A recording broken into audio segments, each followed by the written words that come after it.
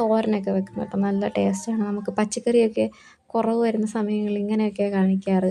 തളിരിലയൊക്കെ പയറാവുന്ന സമയത്ത് തളിരിലയൊക്കെ പറിച്ചിട്ട് നമുക്ക് കറി വയ്ക്കാനൊക്കെ നല്ലതാണ്, ശരീരത്തിനൊക്കെ നല്ലതാണ്.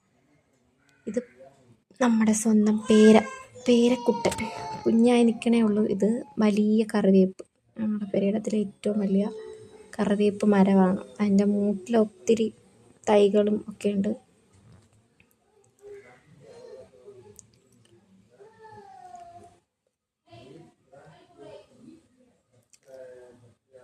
പിന്നെ ഇത് ഉണ്ടമുളകാണ്, ഉണ്ടമുളകിൻ്റെ തൈകളാണ്, വെച്ചേക്കുന്നതേ ഉള്ളൂ.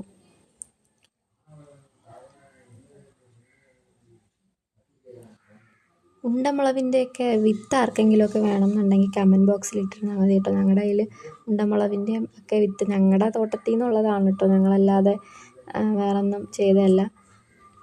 ജെർമിനേഷൻ ഉള്ളതാണ്. വേണമെന്നുണ്ടെങ്കിൽ ആർക്കെങ്കിലും വേണമെന്നുണ്ടെങ്കിൽ ഞാൻ ഷിപ്പിംഗ് ഫീ മാത്രം തന്നു കഴിഞ്ഞാൽ ഞാൻ സെൻഡ് ചെയ്ത് തരാം. അതുപോലെ തന്നെ പയറിൻ്റെ വിത്തും ഞങ്ങളുടെ കയ്യിലുണ്ട്. ഇപ്പോൾ മഴയത്ത് നട്ടാൽ പൊടിക്കത്തില്ല. ചീരയുടെ വിത്തുമുണ്ട്. പിന്നെ ഈ അടുത്തുള്ള കൃഷിഭവനിലൊക്കെ പോയാൽ 10 രൂപയ്ക്കും 20 രൂപയ്ക്കും ഒക്കെ കിട്ടും. അങ്ങനെ കൃഷിഭവനൊക്കെ അടുത്തുള്ളവർക്ക് അങ്ങനെ പോയൊക്കെ മേടിക്കാം. ഞങ്ങൾ അങ്ങനെ മേടിക്കാറുമുണ്ട്. പിന്നെ ഞങ്ങൾക്ക് ഇതിൽ നിന്ന് കിട്ടുന്ന തൈകളല്ല വിത്തുകളൊക്കെ ഞങ്ങൾ സൂക്ഷിച്ച് വെക്കാറുണ്ട്. എൻ്റെ വാപ്പച്ചി വെക്കും. വാപ്പായാണ് ഈ കൃഷിയൊക്കെ ചെയ്യുന്നത്. അപ്പം എന്തെങ്കിലും വിത്ത് വേണം എന്നുള്ളവർക്ക് ഷിപ്പിംഗ് ഫീ തന്നാൽ ഞാൻ ഫ്രീ ആയിട്ട് തരാം.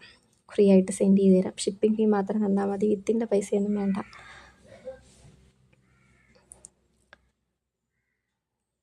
ഇത് ഞങ്ങളുടെ കുളം.